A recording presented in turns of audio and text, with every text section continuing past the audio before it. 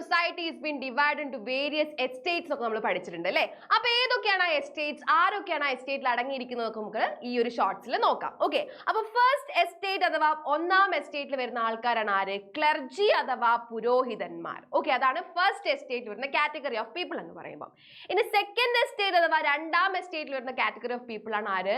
Nobility, പ്രഭുക്കന്മാർ അഥവാ nobles ഒക്കെ പറയും. ഓക്കെ, ഇവരാണ് എന്ത്? സെക്കൻഡ് എസ്റ്റേറ്റിൽ വരുന്ന ഗ്രൂപ്പ് ഓഫ് പീപ്പിൾ എന്ന് പറയുമ്പോൾ.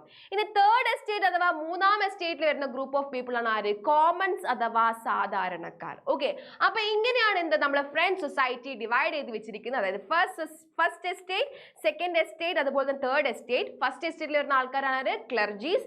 സെക്കൻഡ് എസ്റ്റേറ്റിൽ വരുന്ന ആൾക്കാരാണ് ആര്? നോബിൾസ്. തേർഡ് എസ്റ്റേറ്റിൽ വരുന്ന ആൾക്കാരാണ് ആര്? കോമൺസ്. ഓക്കെ, അപ്പൊ ഇത്തരത്തിലുള്ള വീഡിയോസ് കാണാൻ വേണ്ടി നിങ്ങൾ എന്ത് ചെയ്യുക? റേസിന്റെ യൂട്യൂബ് ചാനൽ ലൈക്ക് ചെയ്യുക, ഷെയർ ചെയ്യുക, സബ്സ്ക്രൈബ് ചെയ്യുക. അപ്പൊ see you in the next video. By.